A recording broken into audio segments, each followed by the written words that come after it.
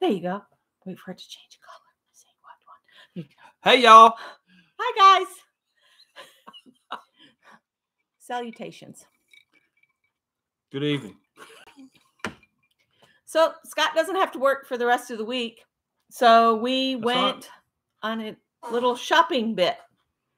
Of course, that limited income, we shouldn't be buying a day. Oh, well. I'm having problems getting hours. Yeah. So I've thrown my hat in somewhere else. See if they bite. And we didn't spend anything off the account. This was all cash we had in our pocket. And so let's see. We went to how many Goodwills? 3 Goodwills. 4, if you count the clearinghouse separate. Oh yeah. Because I count it separate. Hi Pam. Hi Brittany. Hi Sharon. I had a doctor's appointment this morning. Yes, Scott had a doctor's appointment this morning. This is just going to be chit chat, and if you guys have any questions for us, just ask away. He had a doctor's appointment with a skin specialist, and I'll let you tell him. Has anybody ever been to the skin specialist? It just amazes me. You go there, and they have you disrobe, and there's nowhere to hang your clothes up, and that just puzzles me. Why isn't there a little wardrobe tree there for you to put your clothes on, or a hook on the wall? Yeah, they usually have 1 chair now instead of 2. So then they give you this giant napkin to cover up with, and I'm like, what does this cover? What am I supposed to cover with this? And then I tried to explain to him, for us ladies, it's even worse because they have a paper gown that they want you to leave open at the front, and then they give you the paper napkin for down below and say, just cover up with this. And we're like, yeah, sure, I'm covered. It's all good. And then it's throw them legs back. Okay. Hi, Kathy D. Hi, Angie.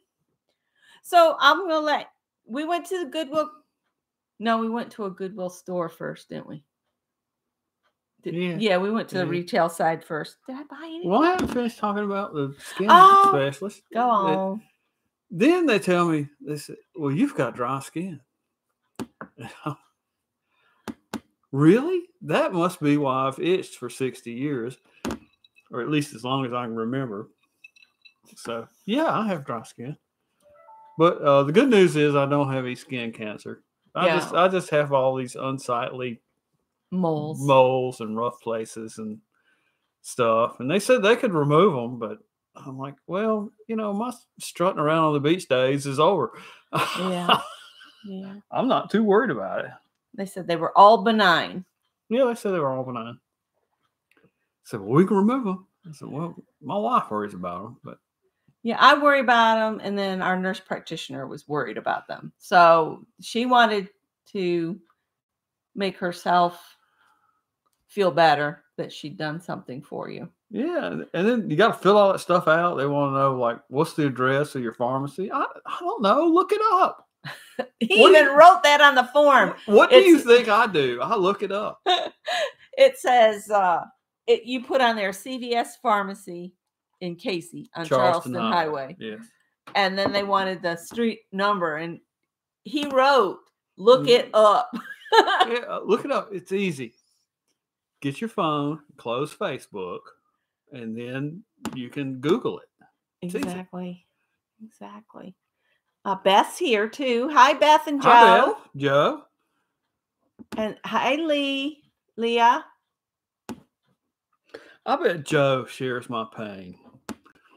And Pam said her husband had some moles removed that were non-cancerous. Scott had one on his chest one time, and the doctor just froze it. And then in a couple days, it fell off. I had another one somewhere else that it just fell off one day. It just came off in the shower. Yeah. So they want to see him, though, in a year. They even went through my hair and checked to see if I had anything on my head. You and your hair. Yeah. Both of them. Both my hairs. Oh, God. Hi, Nettie. So hello, Nettie. I will show what I got at the first Goodwill. We had a fun day. We've had a blast. This is what I got at the first Goodwill. Considering I'm broke. I know. It's been a good day. We had some cash in our pocket, so we spent cash out. The only place we did spend money. You paid cash for I paid cash at the pizza place. Yeah, we went to New York. Is it pasta and pizza or pizza and pasta? I don't know. It's good. But it's really good. It's nice, thin crust, New York style. We got the New Yorker special or something. Yeah, it's got everything on it. And then we got an order of fried mushrooms, and they served them instead of with just like ranch dressing. They served them with like this dill dip and a cup of marinara sauce. And both of them are delicious. They sent the flavorfuls for the mushrooms. Yeah, it paired really well. Yeah, and it enhanced the flavor of the mushrooms. So much better than ranch or blue cheese. Do they have those vile fried pickles? I don't know if they had fried pickles. I love fried pickles. He doesn't like them. I like them when they're freshly fried. I do not ever want them cold or heated up. That is when they're vile. Cold, they're slimy. Yeah, they're gross. Nasty. Who is that flipping around behind the curtain? Is that Callie? That's her thing. I saw her in the camera. Hello. Hey, Callie. What you doing? Honey, that's as far as it goes, baby. She said I can do it anyway. Watch. Honey, the pizza was good though. Yeah, the pizza was good. We only brought home one slice. I like a nice thin crust, New York style, homemade dough. Yes. And homemade marinara. Yeah, and this place has real Italians speaking Italian behind the counter, throwing dough in there, making fresh dough. So. Yeah, but the Italians in the kitchen, they were playing Hispanic music. Yeah, they were playing Latin music. Latin music was playing. It sounded like Latin Afropop. Mm-hmm. Brittany said she had some in New York when she was there. Oh, I bet it was delicious. Now, Brittany, I've never had that. She says the fried pickles are really good with a jalapeno ranch sauce. Ooh. I like hot things. Yes. Oh, don't come this way. Fine. Let you put clothing on. If you put some clothes on, that would be okay. Pull some pants on. Well, I technically do have clothes on. They leave little to the imagination. Let's say that. Oh, God. Don't you have something you need to do? Just bury my grandpa underwear. No, isn't there something on the internet you need to look at? Oh, God. Angie, I tried to make fried green tomatoes one time, and Greg was probably about 3 or 4. That was the wise guy that just went through. He's 36 now. What did he say? He said, yuck, compost. So I never tried to make those again. There was something else that grandmother made for her. He told her, put it in compost. And then she told me, she said, your child has to be the only one that knows what a compost pile is. Probably so. Around here, probably. But at the time, I thought it was normal that people had compost pile. Anyway. Anyhow. Hi, Kathy. Greg has no shame. He's all out there. He's just wandering around. Would y'all like to hear about the dream I had last night? Oh, go ahead and tell them because it's funny. It's the most bizarre thing. The Queen came to visit my mother, and they were in the kitchen over there at 105 Pine Lane, eating cookies and drinking coffee. So what did we do? So that just wasn't weird enough. So Becky and I took the Rolls Royce for a test drive because, I mean, they're busy and they're Eating cookies. They're in the 90s. They won't remember anyway. So, yeah, I was very disappointed with the performance and the noise and vibration and harshness of the Rolls Royce. But then my alarm went off. Yeah. So. Then it was time to get up for nothing, really. Yeah. But I've always thought my mother would. She could have been the Queen Mother herself. Yeah. Yeah. She has the same air. Yeah. That was my weird dream. All right. Now, Stay tuned for more weirdness. Angie's telling us how to do. Beat an egg and roll it in the egg. Talking about the green tomato. Then in cornmeal and put in and fry. Now, do you have to dry the tomatoes before you put them in the egg? Or do you just slice them and they go straight in the egg? Because mine turned out, they weren't crispy. They were the nastiest, slimiest thing. And Greg was just not having it. You know, everything's better with cornmeal on it. Beth Schiller saying, oh my God. About the Queen. About the Queen? Well... And we stole the Rolls Royce while they were eating cookies. That's right. But I was very disappointed in the Rolls Royce. It just didn't have the get up and go he had hoped It's for. not even up to Buick standards. No. The noise, vibration, and harshness, plus the lack of power, it just wasn't what I expected. At least in my weird dream. Don't you just hate when your dream is weird and then it's not satisfactory? Like there's like you're dreaming it and you're thinking, oh, the Queen's talking to Mother. This is going to be great. But the only thing, they seem to enjoy the cookies. It's like I'm dreaming about Fluffo brownies, and then I'm eating them, and they're like sawdust or something. Ew. Fluffo brownies are delicious. It's a vintage recipe that used Fluffo, which was a buttery shortening. So what I do when I make them now is I use half shortening and half butter, and they taste, oh my God. I ought to do that as a recipe, and we'll make them. And they're really good. You ought to do a live making Fluffo brownies. We could do that. They are delicious with some cherry pie filling on top. None of this is diabetic friendly, which we are both diabetic now. So wonder how they do with some spiced rum. I don't know, but the fruitcake was delicious with spiced rum. Oh, that is the best fruitcake we've ever had. I got all kinds of compliments, and everybody said it was better than my mother-in-law. Yeah, don't tell my mother. Don't tell Mother. It's better than Mother. The Fluffo brownie recipe, though, I think is on our food blog. It is. It's on the food blog. If you go to lifeforus.blogspot.com and then go into the list on the right-hand side, the column, there's a link to recipes from Life for Us. Yeah. From Life for Us.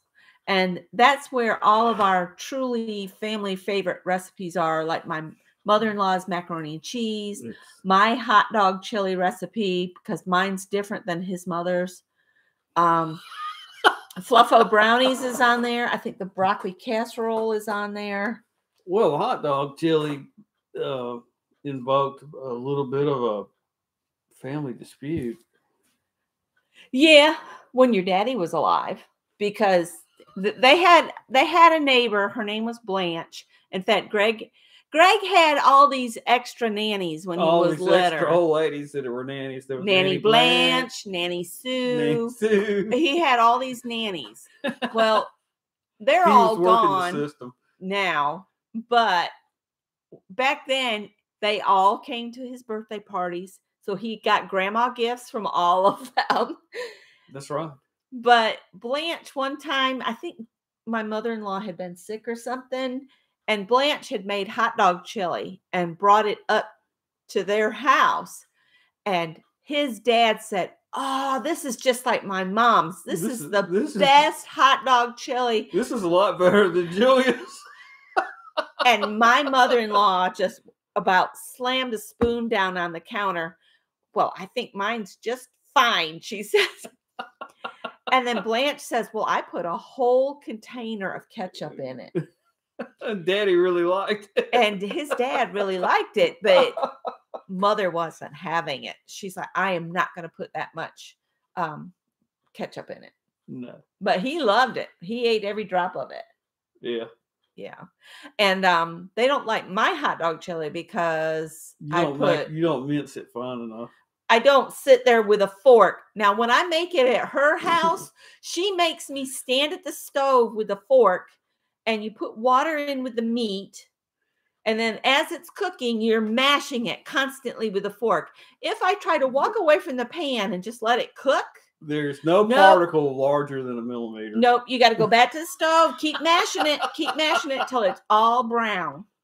We're giving away all mother's secrets. Yeah. So I don't do that. Mine's a little chunkier, but we like it that way. And I add, instead of 2 teaspoons, I put 2 tablespoons of chili powder in mine. So she's what? So it's way too hot. She's 95 now. Yeah. She's hilarious. We'll bring her food and she goes, I like it when you bring me food. Yeah. I need to cook more often and take it over.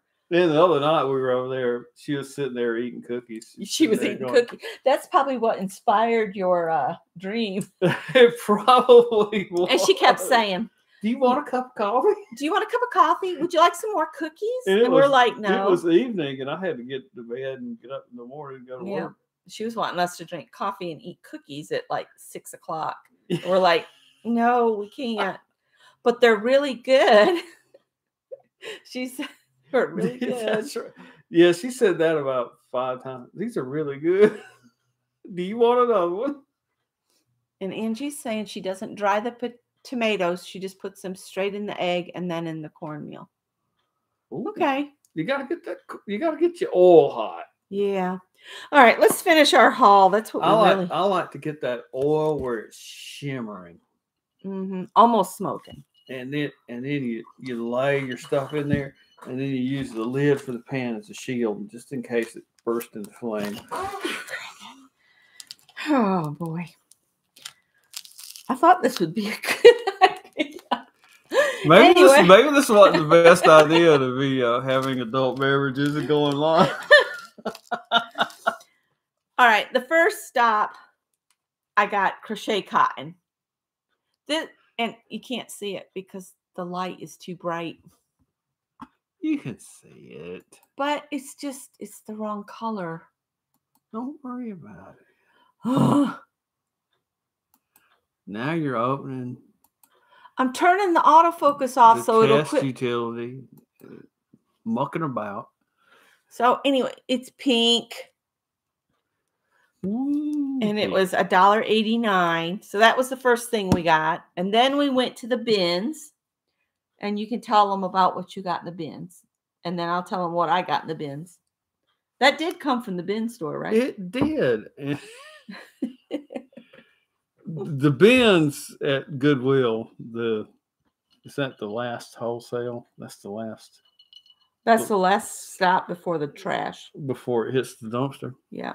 They want to know what we're drinking. This is the gin and tonic, and he has. I'm drinking Old Forester. I know. Old Granddad. Old Granddad whiskey, right? Which I think is the same mash bill as Elijah Craig, but it doesn't cost like Elijah Craig. Yeah. It's an adult beverage. Don't judge, okay? Yes, it is pink. It's pink. So anyway, the bins, you have to pay by the pound. And this thing is heavy. It weighs a ton. So this is an old Rockwell belt sander from the 1950s. So I asked them if there was an alternate way to determine price to purchase. And they asked me what it was. I said, it's a power tool. They said, oh, they're $5 each, but it's half price today. So you get it for $2.50. $2.50. And it's a big old heavy belt sander. And I can't get the tracking adjustment to work right, but I will take it apart and I'll definitely fix it. And the cord was a mess. So I cut the cord off just so nobody will inadvertently. It had the ground broke off from it, and it's a metal casing. And without the ground, you could get electrocuted. That's right. But this was clearly made in the 50s. This thing's got to weigh 15 pounds, maybe more. It might weigh 20. And I just noticed, look at all that electrical tape. That's not a good fix. Well, that's a Jesse fix right there. My Uncle Jesse was fond of electrical tape. He would wire a house with little 3 or 4 foot sections of wire and then tie them together. Uncle Charlie did that with the little house that I lived in up there. If you'd gone in the basement, you would have had a heart attack. I can't believe the little house didn't catch on fire. I call it the little house because on the farm there was the farmhouse, and then they built this smaller house later, and it was supposed to be Uncle Charlie and Aunt Eleanor's house. But what happened is Grandma and I moved into it because they actually needed the bigger house because they still had kids at home and taking in strays or other people's kids and that kind of thing. But if you went down the cellar stairs, you're going down the cellar stairs, to the left is where she kept all the cold stuff, and it was dark over there. So that's where all the canned goods were.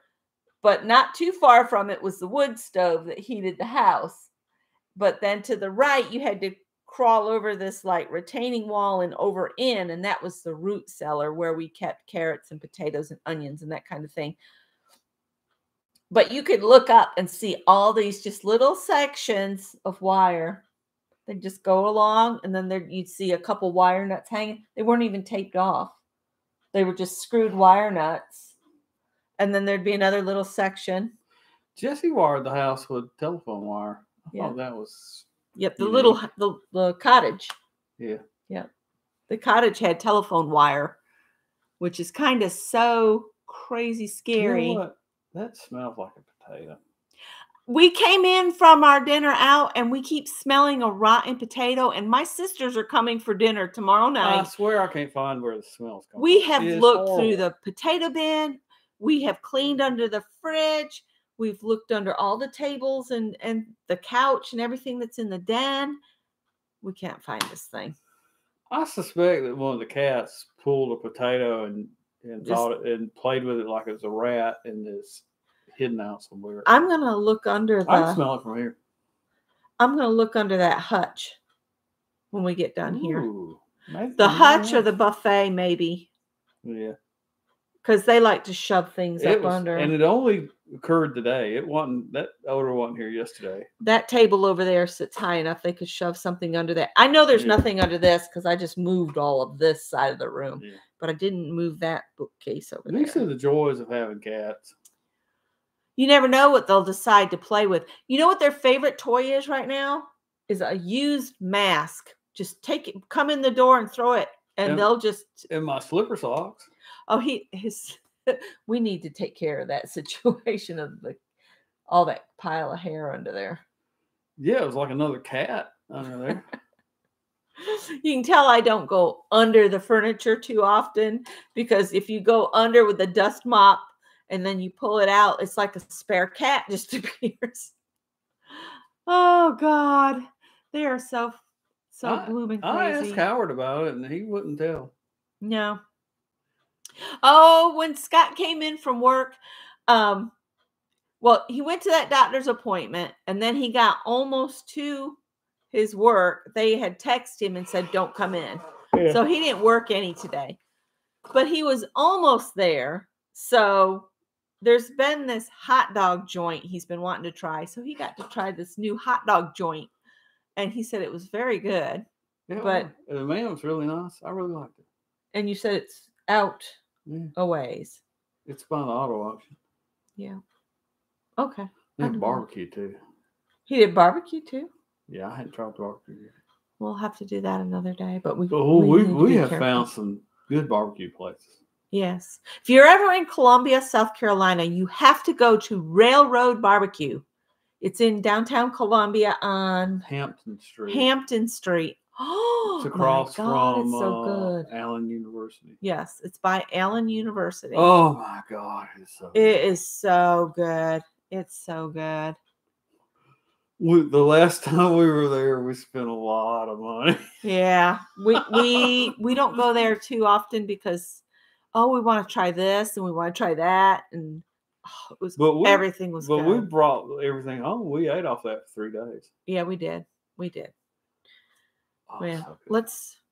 Are you done talking about your femur? I'm just about done. I would like to note that I'm especially fond of power tools made in the 50s and 60s, sometimes in the 40s, because they are extremely well made, and there's nothing in here that you can't rebuild and put back in service unless the windings are shot on the motor.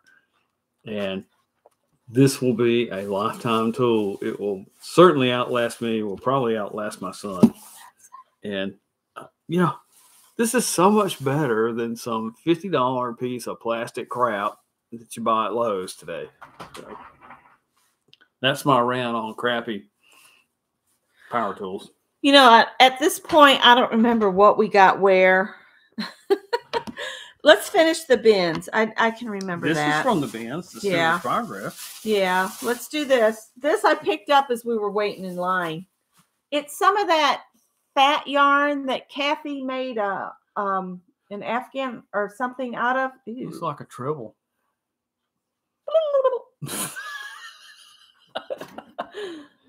But I thought this would be a pretty baby blanket. Don't like them. See, it's the baby colors. So I thought that was pretty good. And we paid, I wish I had the receipt handy. It was what? $5 and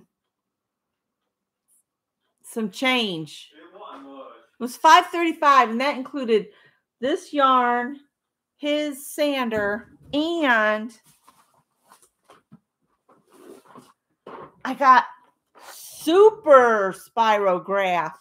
And this was in the bins.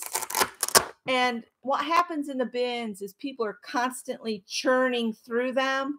So it was open like this. And some of the pieces, like all of the little books and stuff, were in that bin, plus another bin, plus a deep box. But we found, I think, all of the different spirographs. See, it's got all these things you can make. So this one's got all those. And then there's these that you can do. And then look at this one. Makes the funky decorations. And I've got some spirograph paper. And it's got the 3 pens. It does not, I don't think it has. What are we missing? We're missing these 2. Whatever they were. There were short pieces like this. These go together. Oh, okay. I bet you can find that on eBay. But I'm still missing a couple. Not all of the plastic. It was there to hold them in.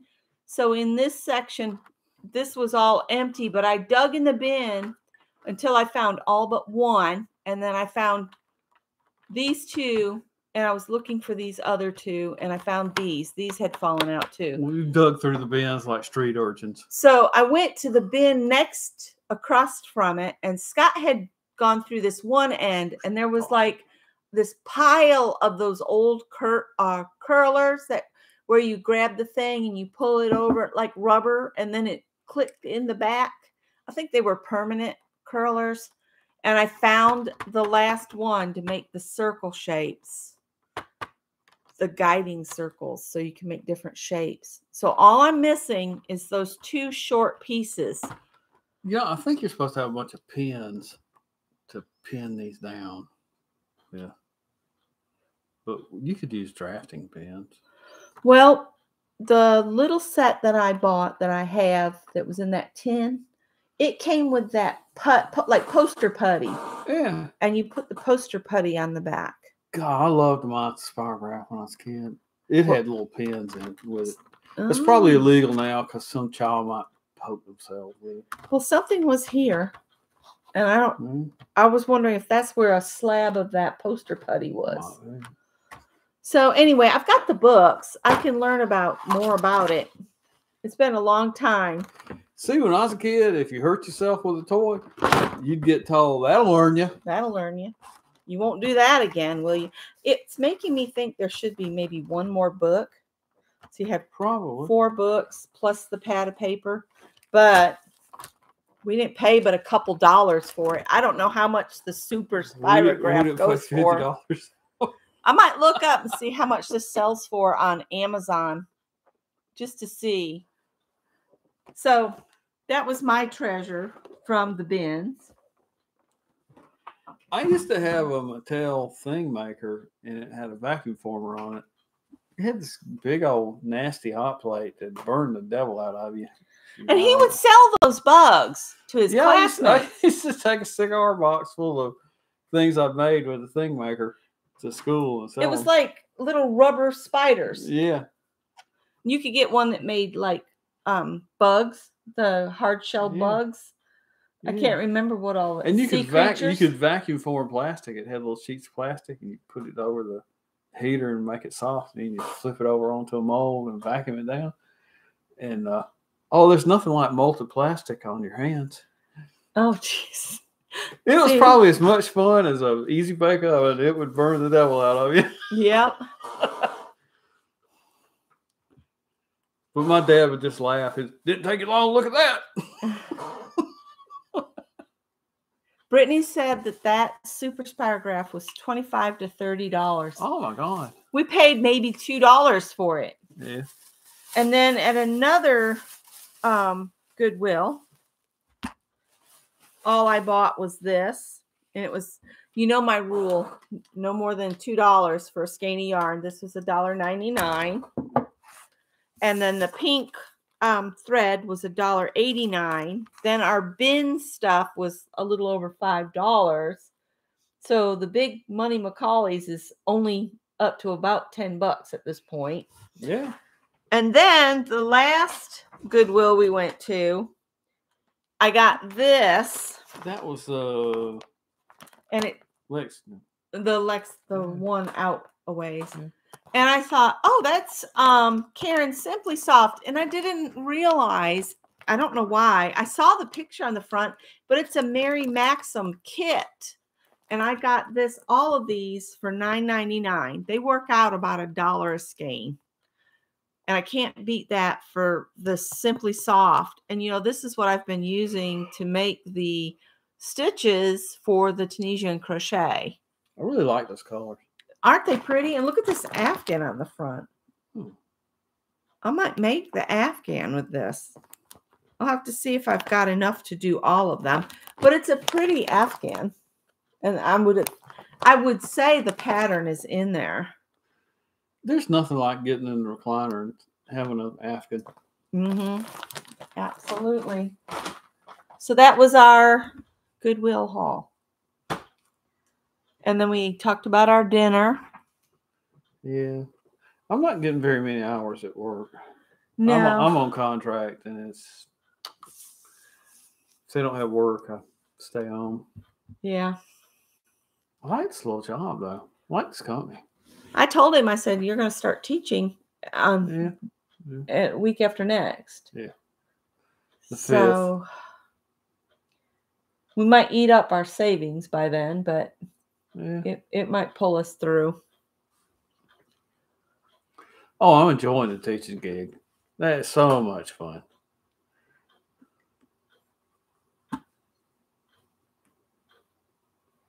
What was that, Angie? What the thing maker that Scott was talking about, or the spirograph? Because she says, hey, that would be cool for me to make sticks on my sticker maker. It was a Mattel thing maker. And Brittany says she thinks she remembers those because she thinks her brother had one. It was a vacuum thing maker. A vacuum. You could pour plastic into those molds and make spiders and snakes. It made nasty purple and green spiders. That's Brittany. That's the one. That's it. I used to go sell those at school. Well, because of my white quilter star situation, Yeah. of my reverse lever broke, and you cannot buy just the lever anymore unless you order it from Australia. So a $5 or $6 part sent from Australia will cost me $45. 48 now. 48 now. And I'm not going to do it. Well, I think I figured out how to make a part that'll work. Oh, you meant the super spirograph. Oh. It'll probably be an ugly thing, but it'll work. Oh, you're going to fix it? Yeah, I got plans. So I'll talk to you about the brand new sewing machine. The button holder, I'm going to show you tomorrow. Because the button holder, that's the whole reason I'm holding on to the Quilter Star machine. It buttonholes. The buttonhole works amazingly well. But there's a lever right above the presser foot that you're supposed to, you pull it down and then you push it back and it locks in position. At the back of the buttonhole foot, you put your button in, and after you've set that lever, it'll go make it and back up and make it, and then when it gets to the whatever the width of the button is, it won't go any farther, and then it'll start coming back the other way. This one, it'll come down okay, but it won't push back and lock in position to do an automatic buttonhole. It will not push back and lock. I thought about taking this back to Joann's, but I've already used it so much. I've already sewn a lot of things on this. You could go throw a Karen fit at Joann's and they give you money back. Well, yeah, but that's not my way. You know, it's not. No, it's not. I guess I get walked over a lot. You know which a machine that's reputed to have a great buttonholer feature? It's that Kenmore out in its garage. Yeah. I keep forgetting about the Kenmore in the garage. We got that for $15. Was it? $18 at the Salvation Army. I had no idea what a nice machine this was. And it turned out it's a high-end. Yeah, it's made by Mizuki in Japan. Mm-hmm. And it's kind of a copy of a Bernina. It has a super high shank. Yeah. And it's got what they call the Tower of Power, all these accessories that stack up in these cases. We don't have all of them, though, do we? We have almost all of them. Do we have the alphabet? No, we don't have the alphabet. The alphabet is an extra cost option. An extra cost option that we'll just have to look on. I've been looking for them on eBay. Oh, he's already on it. So I'm thinking about trying sewing machine repair, but I'm a little bit afraid of maybe damaging such a high-end machine. Yeah. And so I'm thinking about buying like a straight stitch machine, a cheap machine that's a straight stitch machine, something simple. Mm-hmm. Let's start on that.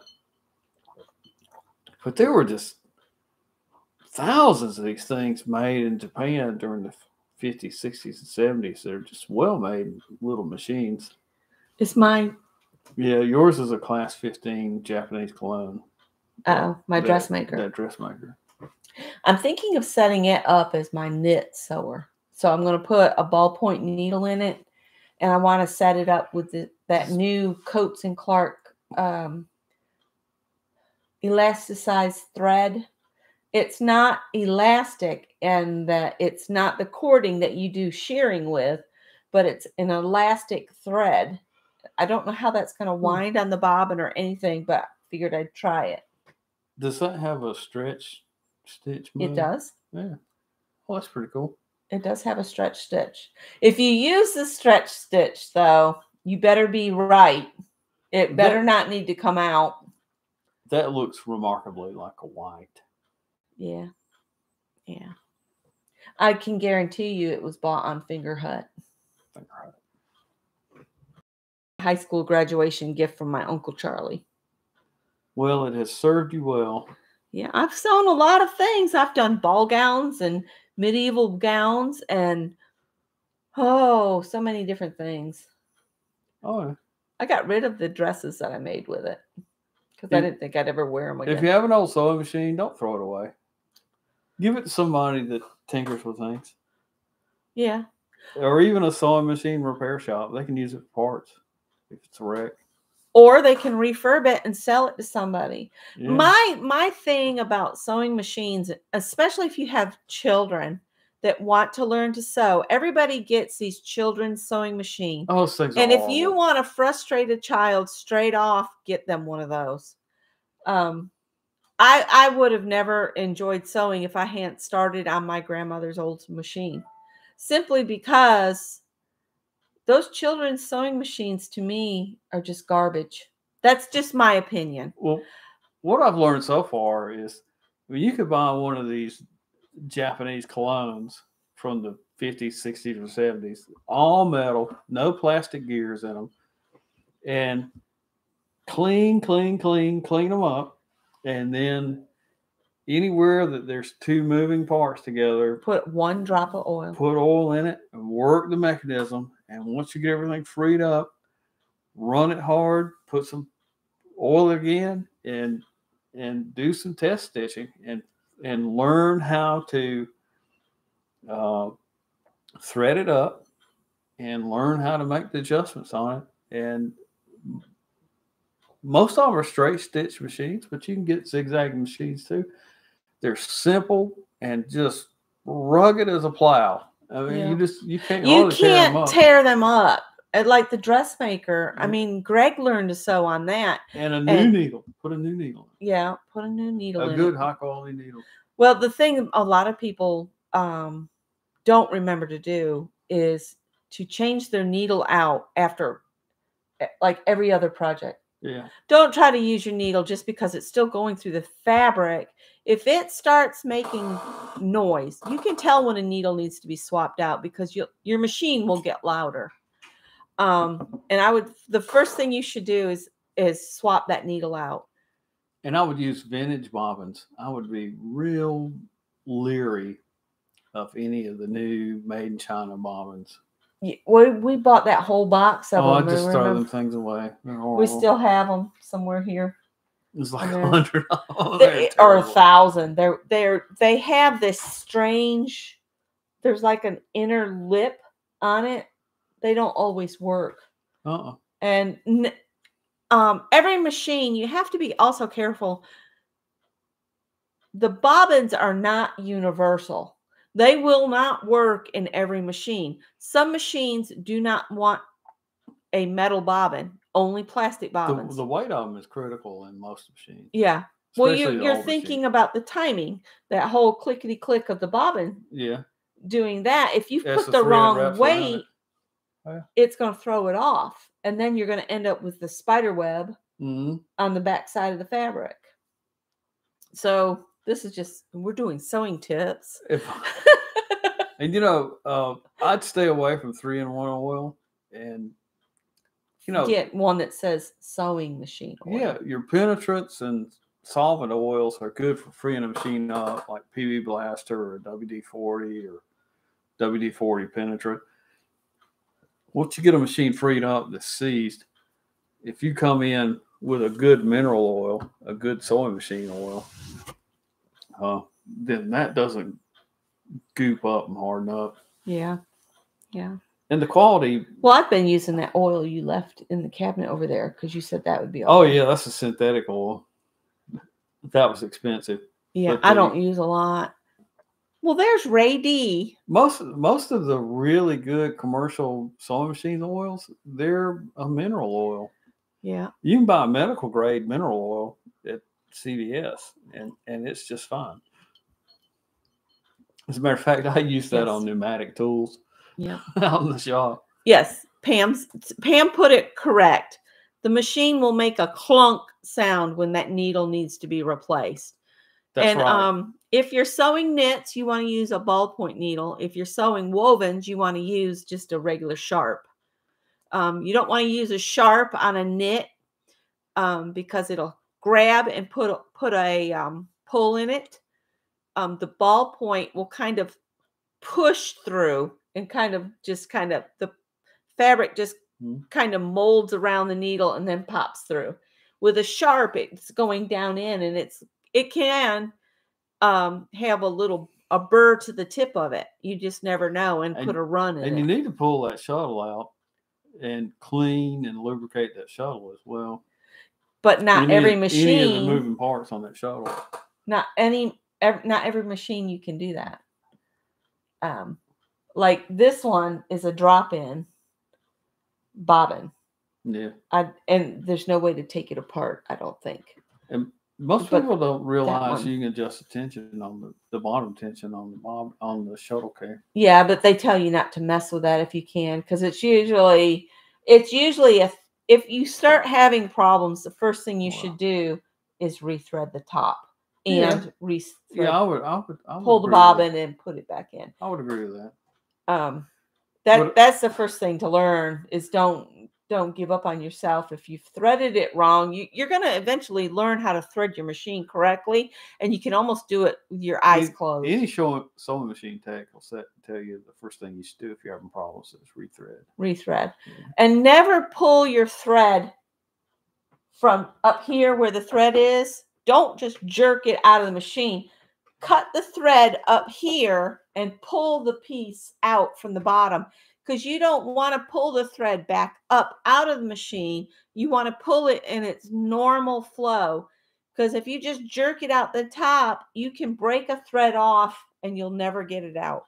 If you go the direction that the thread is fed through the machine, then there's less likely of it catching on something, because you're not going against its normal movement, and then it'll come out clean. And if you wanted to, you could do like my grandma and have a spool that you wind those threads around so you can use them for hand stitching. If you want to do that, more power to you. And when you're winding your bobbin, don't just go to town and hit it as fast as you can, because it's too tight on the bobbin. I know, but I'm real bad about just going to town, aren't you? I do. Yeah. And they always say, I read in a book just the other day, a sewing book, it said, always wind 2 bobbins for every project, because you know you're going to run out. Which makes sense, because it's a pain in the neck to have to wind a bobbin when you're midway through. So I'm like, I'm going to start doing that from now on. If I have 2 available, I'll just go ahead and wind 2 of them up with the same color. Mm-hmm. So anyway, have extra bobbins. And is anybody outraged that we're having an alcoholic beverage? No, nobody cares. Good. All right, let me see. Let's go back up here. Hello to Renee, Little Red Wagon. She came in and she said hello to Aunt Beck and Scott. And she was telling Brittany she had a creepy crawler in the late 70s.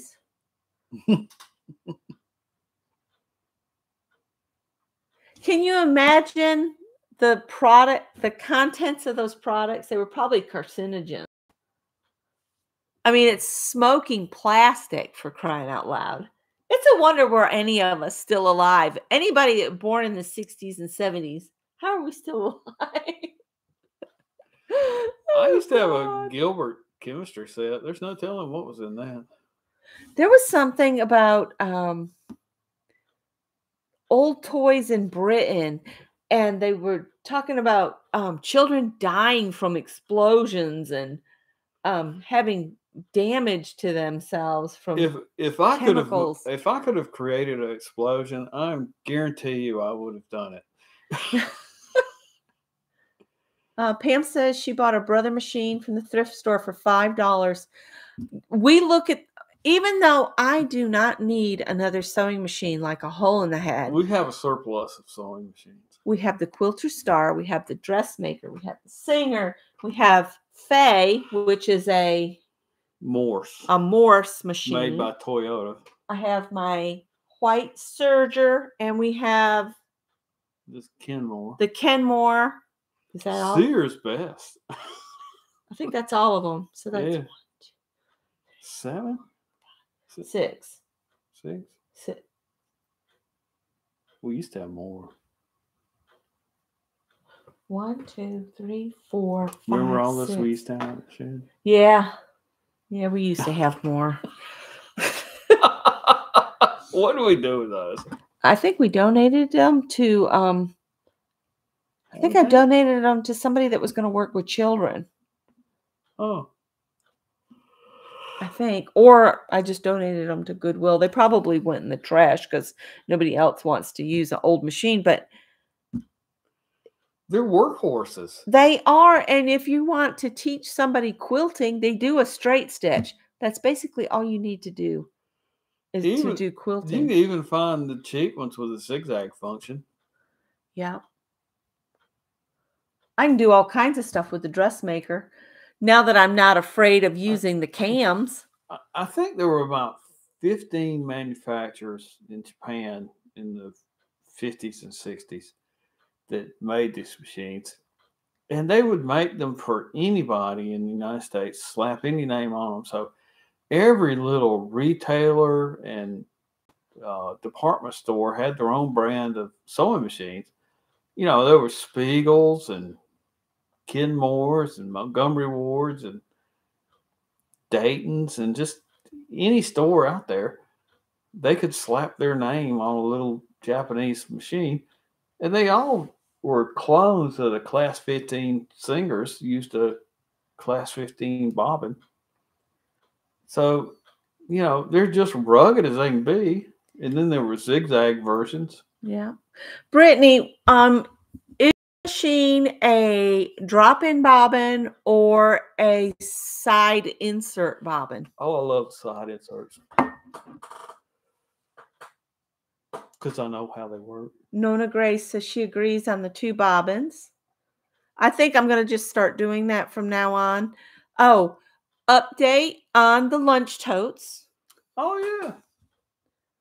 He took them and she said, oh, what did she say? She said, I got to show these to somebody. I got to show these to Brenda. And she ran over and showed them to somebody. Then she paid me more than I wanted for them. Yeah.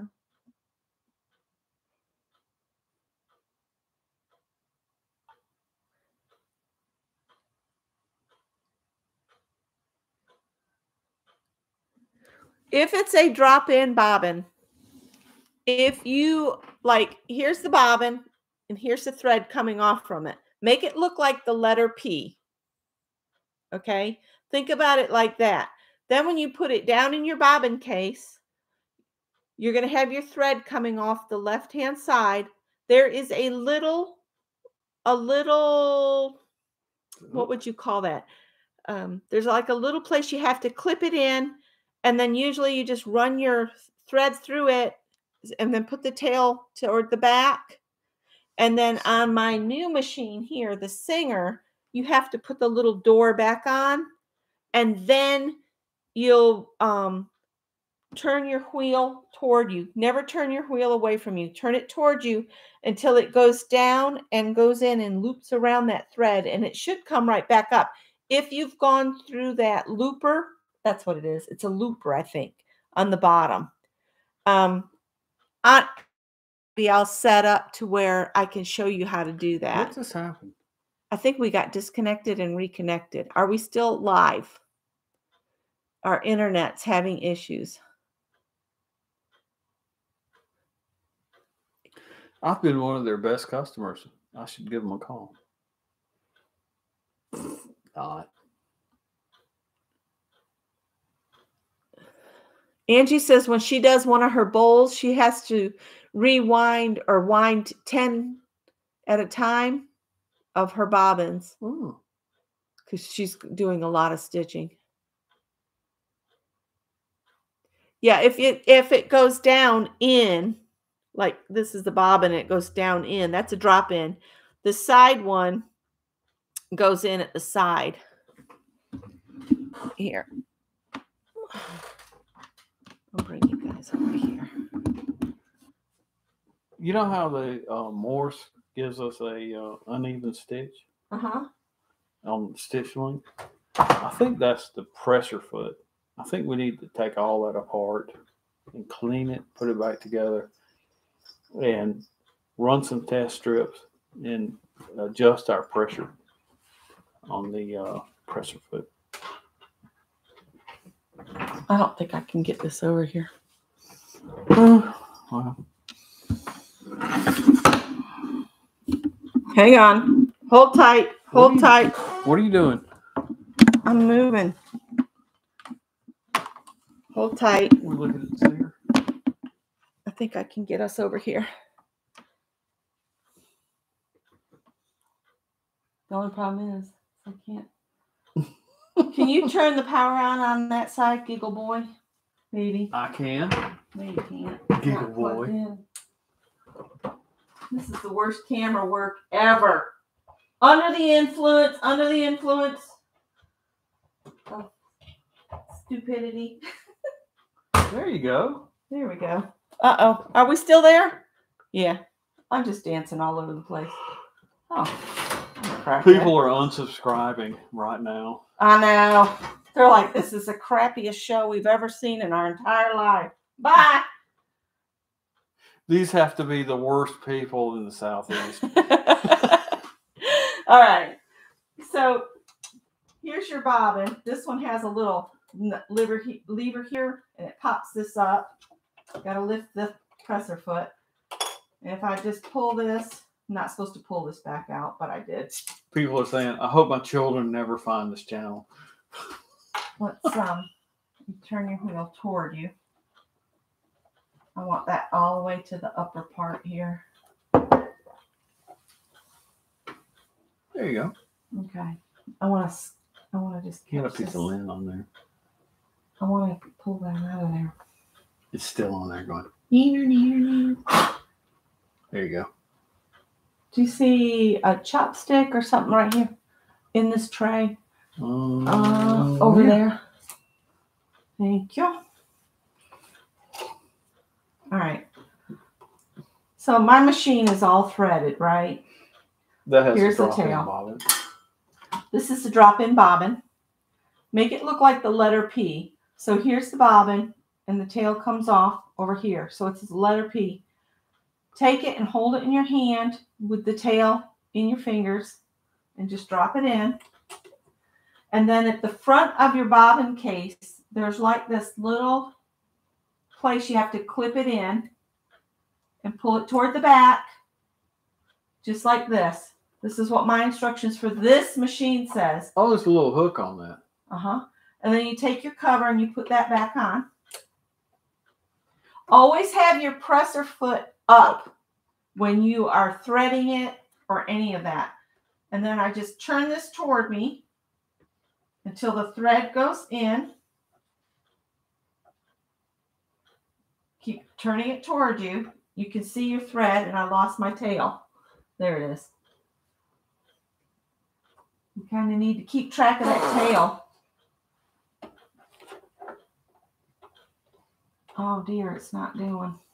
There it is.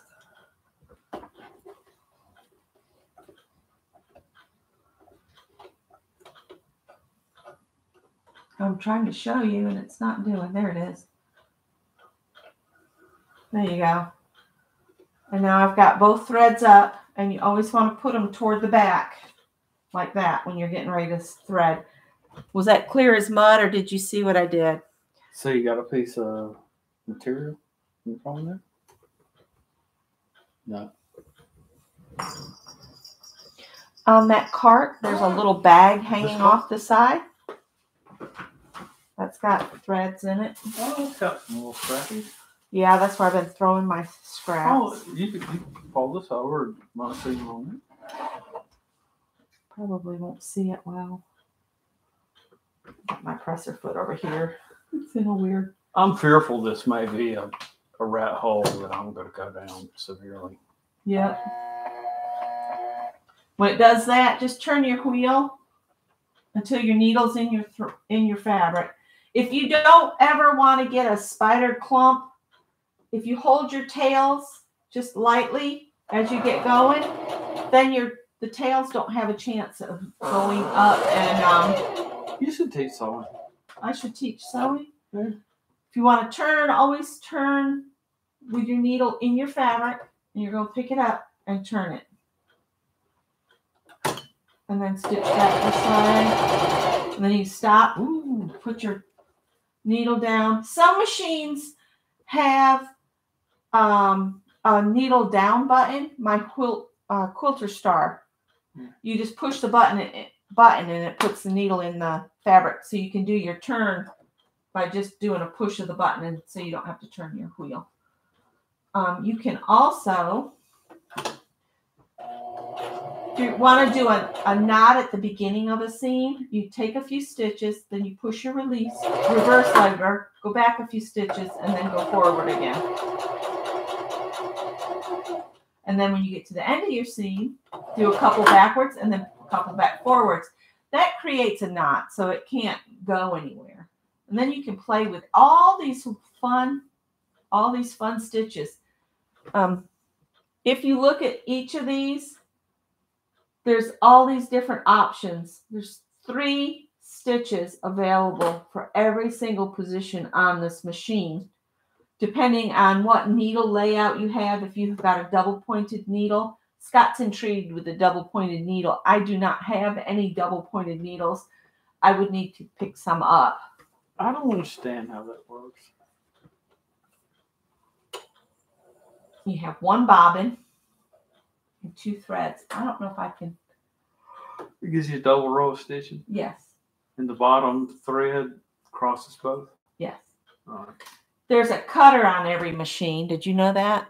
You don't have to have scissors. There's a cutter on the side or the back or sometimes the front. You can just run your thread and cut it. I don't know if anybody noticed that on their machine or not, but I thought I would mention it. When you are done sewing for the day, put your presser foot down, lower your needle into your machine, and turn it off.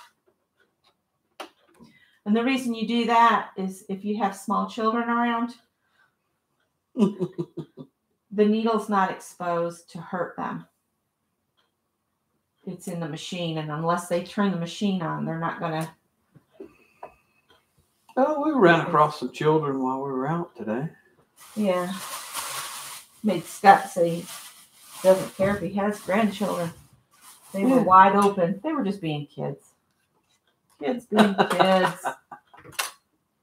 And I cover my machines so they don't get dust. I do want to sew my own covers because on my dressmaker, I made the cover for it. What did I do with the cover for this machine? Right here. Because this one that came with the machine is just, it's inadequate. It's pants. Pants, okay? And I would make the cover big enough to cover the extension table. Now, I'm just going to quickly show this real quick. Is that a dressmaker? This is my dressmaker. Oh, vintage gold. And I'm going to move you guys to the other side. I just want to show Brittany the difference. That sure does look like a white. I'm not going to plug it in and show you all of that. I just want to kind of show you the bobbin case. Where's the screw? Loosen the screw on the table. It needs to be rethreaded. With me moving it around, I've messed it up. Always lift your presser foot. You know, a free arm machine is much more versatile. This one is free arm. Yeah. This is free arm. This is so you can slide children's pants legs, shirt sleeves, blue jeans, cuffs, that kind of thing. This one, this opens, and the bobbin is in here, and the whole shuttle case. This one I've been having trouble with. I might have to get you to look at it. It's been sticking. I can't. That's something new. Might have a little burr on it from where? I'll just take it apart. That's the beauty of an old machine is I can take the whole shuttle case out. And then I can get the bobbin case out from here. See, this is the bobbin case. Inside it's shuttle. You have to lift this to get it to come out. And it left the bobbin there. I want to cut this. And this one's got the cutter on the back of the thing. The back of the arm. All right. So on this one, let me put this back together. I'll put this back together real quick. All right, that's in the wrong location.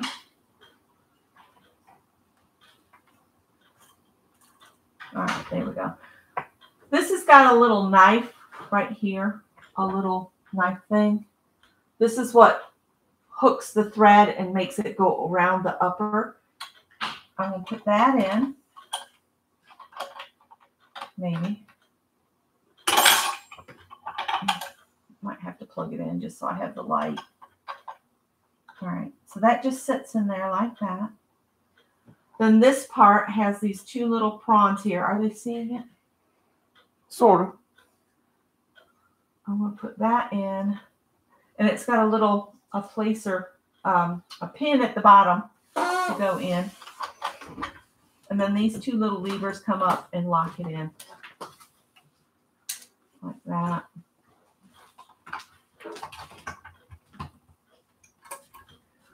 So I've got that back in. And with this one, with these side ones, you have to,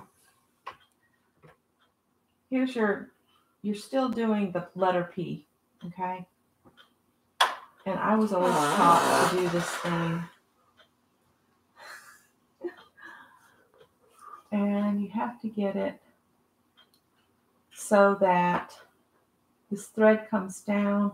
And I just do like this. And then I slide it in. And then this has a little notch here. But you have to get it past this little piece here. So in. And so it's in that little, there's like a little slot there for it to go. Now before you try to put it in your machine, lift this. And what that does is it holds the thread in there, and then put your thread, you want to make sure it's in there good. Put your thread toward the back and then put that in your machine like so. Then let's see if we can, this thing needs to be totally rethreaded. I can't even see what it's doing. And this has got the stretch thread. Oh, that's why it's unthreaded, because I was going to switch out to this stretch thread. This is that new thread. So I'm not going to thread it.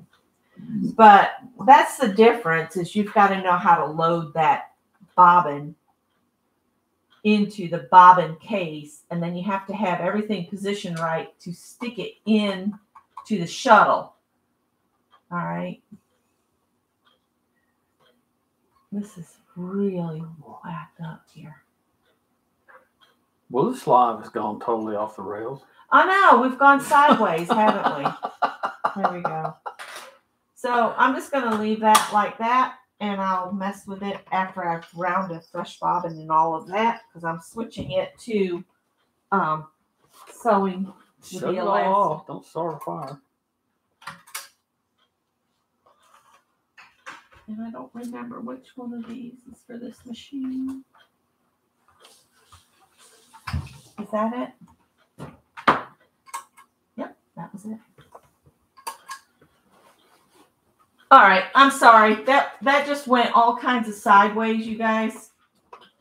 I'm sorry if that was boring to anybody. But I hope it was helpful to somebody. I'll move you guys back over here. I'm going to go get in my nest. No, you're not. Yeah. You got to say goodbye. Oh, yeah. A much needed detour. Scott is too quiet. Oh, nah. I can't wait to read all the comments tomorrow.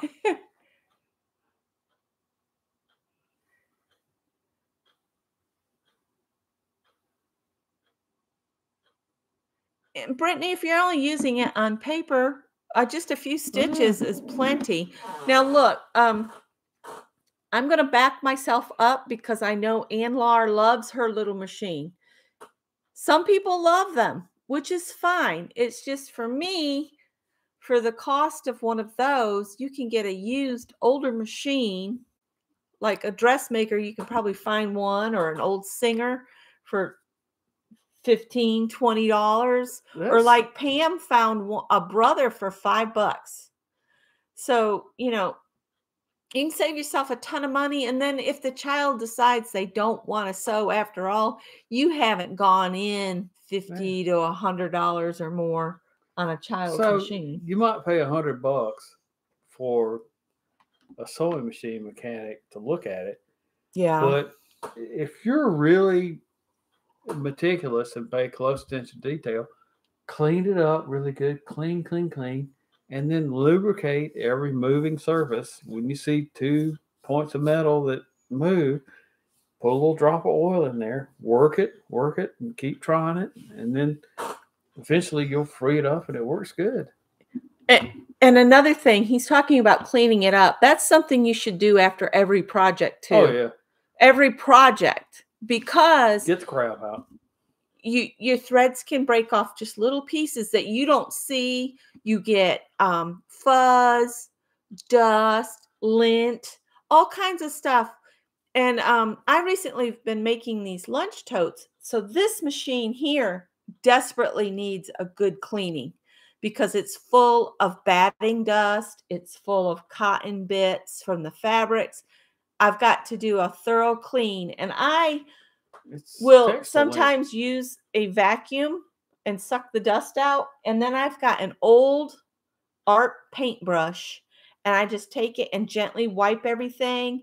And sometimes on my dressmaker, when I'm doing a cleanup, I will put just a drop of oil on that little piece I put in first that has the pins on it.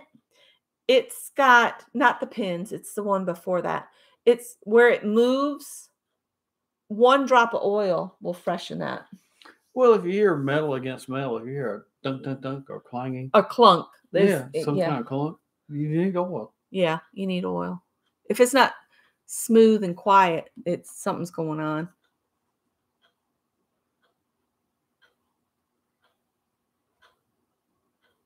Yeah, and the reason Scott's looking at going into this maybe as his retirement job of repairing the machines is because the man that I had always used retired it's about 6-7 years ago. So I don't have anyone I can take machines to. Who fixes things anymore? I don't know. It seems like anytime anybody has difficulty with anything, the first thing they do is throw it away and get another one. Now, we have recently bought a washing machine, but we have been plugging away for 15 years using secondhand, rescued from the trash. I mean, we've done all kinds of stuff to be able to wash clothes. We've bought a washing machine from the Restore. The neighbor was throwing out a washer and a dryer. Yeah. We got those. So it's been a long time since I've had a brand new washing machine, which that y'all know that was a fiasco. And I will say, spend as much as you can on a dishwasher. As much as you can afford, spend it, because, oh my gosh, it's like night and day. The old machine was so loud, and this one we were like, is it running? Is it running? So I would, if noise bothers you a lot, the Bosch machine is awesome. They actually put a light on it that shines on the floor to let you know it's on. Yeah. Greg says it's a creepy light because it glows, but you can't hear anything. You can't hear it running. No. Yep. It's a throwaway society. And I was talking with Scott, we were talking about consumerism and how society as a whole, what are we going to do if everybody's buying everything online? Look at all the people that do retail. Retail's all I've ever done. What would I do if I lost him and I had to get a job and there's no retail jobs anymore. What do you do?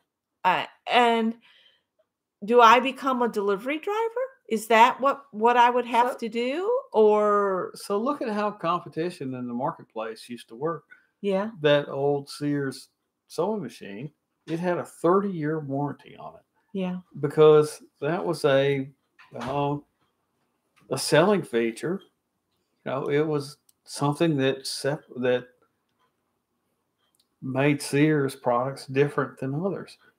So the consequence was they demanded really high quality out of their suppliers. So those machines were really well made. yeah. So I don't see that now. I don't No. see what I see now is just garbage, just plastic junk. And then they don't want to stand behind stuff. Yeah. I mean, look at the nightmare we went through with the washing machine. That was just ridiculous. And they say, "Oh, we're standing by it by sending you to the maker." They should have just. They should have just come out and took it.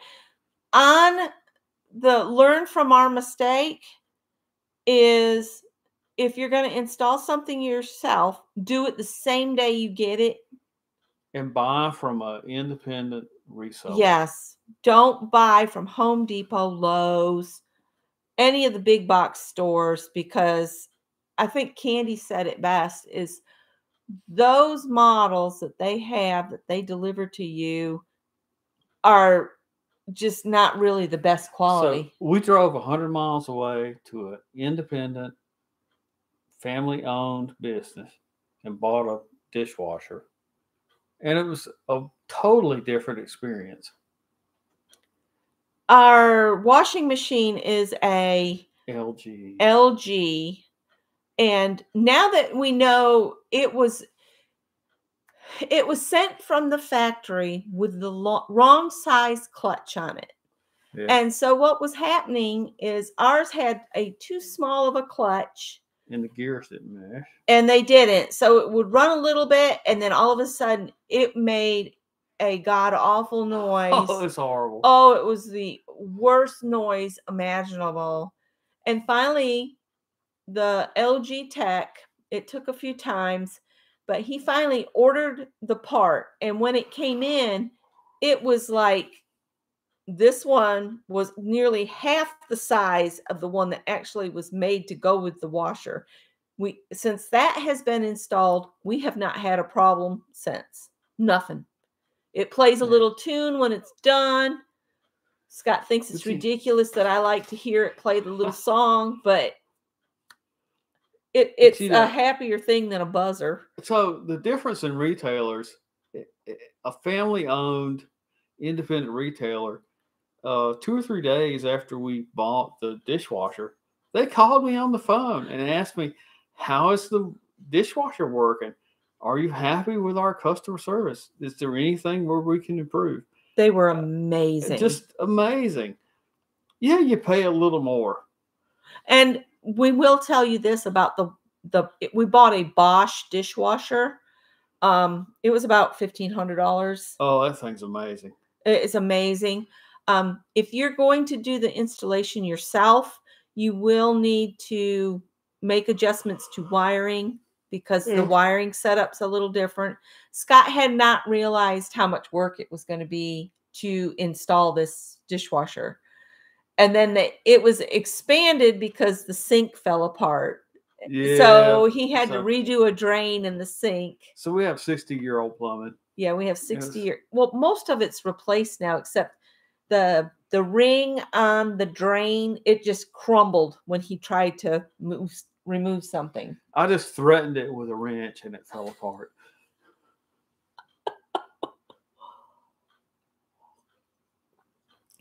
I grew up learning to sew with the knee pedal.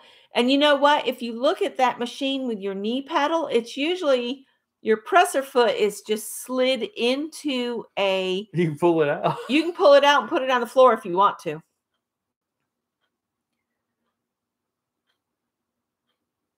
Yes, Teresa's little grandbaby. So cute. Well, guys, I think we've probably kept you long enough. And we got to go watch the last baking show to find out who won. Oh, that's right. We got to go watch. I want the little girl to win. Oh, she's cute. She's so cute. And when she wins something, she's just like... She's fun size. Yes. Oh, plumbing. Plumbing and roof work are two things we usually will hire somebody to do because... I used to do roof work when I was younger, but yeah, I'm not as steady on my feet as I used to be.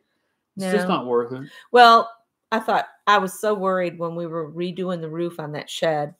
And I was like, I will be so glad when this roof is done, because every time you went up there, my heart was like right here in my throat because I thought for sure you were going to fall. I was so worried about you. It wasn't a very far fall.